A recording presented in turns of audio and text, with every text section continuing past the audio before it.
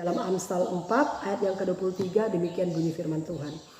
Jagalah hatimu dengan segala kewaspadaan, karena dari situlah terpancar kehidupan. Haleluya. Saudara yang diberkati oleh Tuhan Yesus, kenapa saudara kita harus menjaga baik-baik hati kita ini dengan segala kewaspadaan? Karena apa? Karena di dalam hati kita ini adalah sumber kehidupan, ya.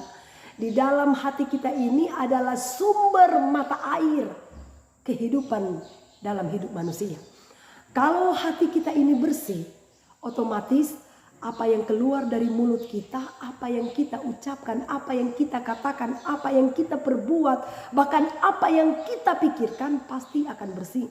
Tapi kalau hati kita ini kotor, tentu saja saudara, apa yang kita ucapkan, apa yang kita perbuat, apa yang kita lakukan, apa yang kita pikirkan pasti akan kotor. Karena Alkitab katakan dari dalam hatilah sumber kehidupan bagi hidup manusia. Makanya Tuhan menghendaki supaya kita dengan segala kewaspadaan harus benar-benar menjaga hati kita ini. Supaya tetap bersih dan murni di hadapan Allah. Saudara, bukankah Markus pasal yang ke-7 ayatnya yang ke-21 dia katakan begini saudara. Sebab dari hati orang timbul segala pikiran yang jahat, percabulan, pencurian, pembunuhan, perzinahan, keserakahan, kejahatan, kelicikan, hawa nafsu, iri hati, hujat, kesombongan, kebebalan. Semua hal-hal jahat ini timbul dari dalam dan menajiskan orang, ya. Berarti ya dari dalam hatilah bisa timbul hal yang jahat, bisa juga timbul hal yang baik. Makanya saudara, hati kita ini harus kita jaga baik-baik. Jangan sampai kita memasukin hal-hal yang kotor, mengotori tubuh kita ini, ya. Karena Alkitab katakan saudara di dalam 2 Timotius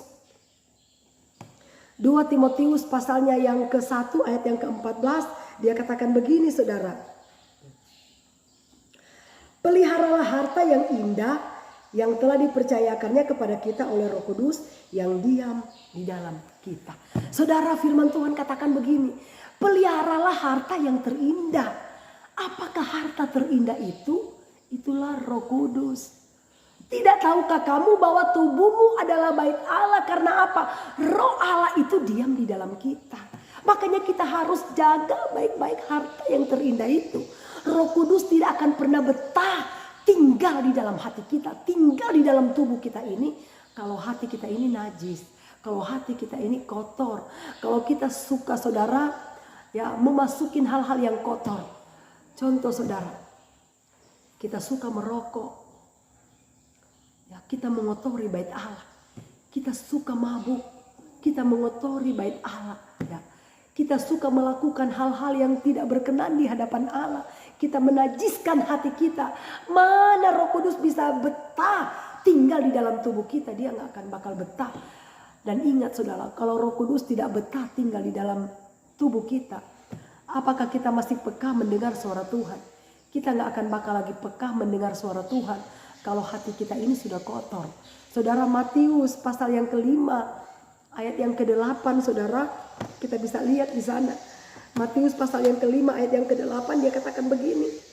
Berbahagialah orang yang suci hatinya, karena mereka akan melihat Allah. Berarti kalau hati kita ini kudus, kalau hati kita ini bersih, kalau hati kita ini suci, maka kita bisa peka mendengar suara Tuhan, bahkan kita bisa melihat Allah, ya. Karena Allah itu hanya bisa dilihat oleh orang yang suci dan bersih hatinya. Kalau hati kita ini kotor, kita tidak akan pernah peka mendengarkan suara Tuhan, saudara. Ya. Makanya kalau kita melihat hamba Tuhan yang hidupnya aja masih suka bohong, masih suka menipu, masih suka menfitnah. Terus tiba-tiba dia berkata, oh saya mendengarkan suara Tuhan. Jangan-jangan yang dia dengar itu suara bukan suara Tuhan tapi suara setan, ya. Karena firman Tuhan berkata hanya orang yang suci hatinya yang bisa melihat Allah. Artinya kita bisa peka mendengar suara Tuhan kalau hati kita ini bersih. Amin. Saudara, itulah yang Alkitab katakan. Untuk itu mari Ya, kita berjuang bersama-sama untuk menjaga hati kita ini supaya tetap bersih dan berkenan di hadapan Allah. Amin. Tuhan berkati kita semua. Shalom.